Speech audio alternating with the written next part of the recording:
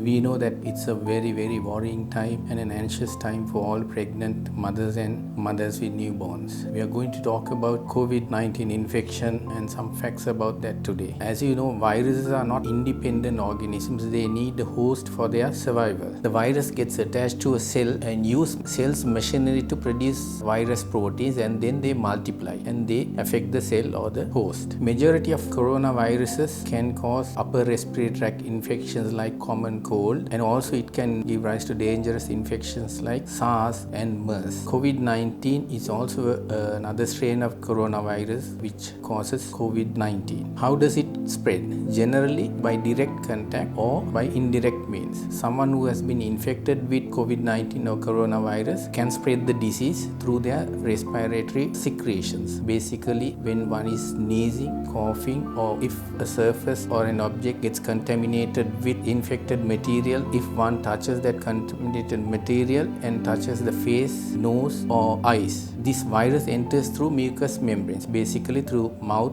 nose or eyes, and gets attached to a cell. What are the effects of COVID-19 on pregnant mothers? Pregnant mothers do not appear to become more seriously ill compared to the general population. It may pass like a common cold or with mild respiratory infections, and normal healthy pregnant mothers do not get pneumonia. That is with limited experience, because we know about this disease for a few months only. With time, we don't know if it is going to cause severe pneumonia in pregnant mothers, and fortunately with the available evidence that doesn't give rise to serious complications in pregnant mothers. Let's discuss about the effects of coronavirus on the fetus of infected mothers. As you know, this is a very new disease and we are still learning about the effects of coronavirus. With the limited evidence we have, it has not affected newborn babies, and emerging evidence suggests that there is a probable vertical transmission, which means that disease can go from mother to the baby. There have been 2 cases of COVID infection in the newborn within 30 hours, and reassuringly, both these babies have been discharged without any effects of the virus on the baby. So it's a reassuring thing. They have tested amniotic fluid, the placenta,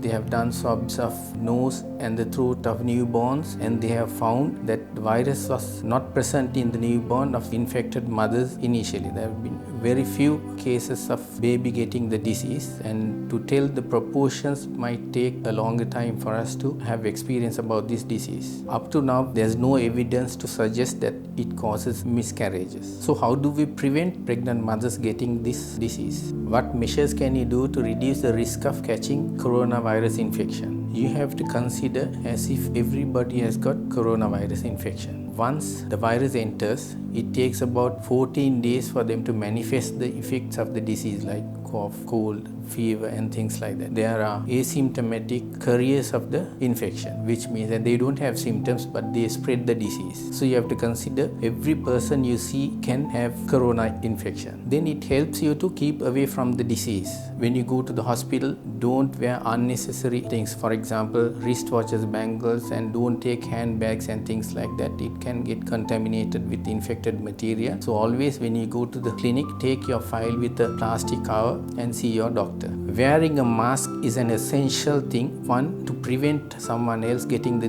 disease and also you getting the disease from someone. Washing your hands is the most important thing. Washing your hands with soap and water for about 20 seconds. When you wash it for about 20 seconds, it destroys the protein capsule of the virus and it destroys the virus. So washing hands is an important thing. You can use alcohol sanitizer. Another important thing is to practice social distancing, at least a meter away from others. And in England, they recommend 2 meters social distancing to be effective. Another important fact is you should never skip your antenatal clinic visits. Always, regularly, you have to visit your antenatal clinic. You can contact your doctor or your midwife or your MOH, medical officer of health, and visit the clinic. Otherwise, you are at risk of getting complications. You can get complications, and also the baby can get complications if you don't visit the clinic regularly. If you find that you are pregnant for the first time, you need to do a pregnancy test and see your gynecologist or your doctor or your midwife or medical officer of health around 10 weeks or 12 weeks so that you can go for your dating scan and and for your booking bloods and others on the same day. In case if you have severe abdominal pain or bleeding or any other concern in pregnancy, you can see your doctor early. If not, 10 weeks from last menstruation is appropriate.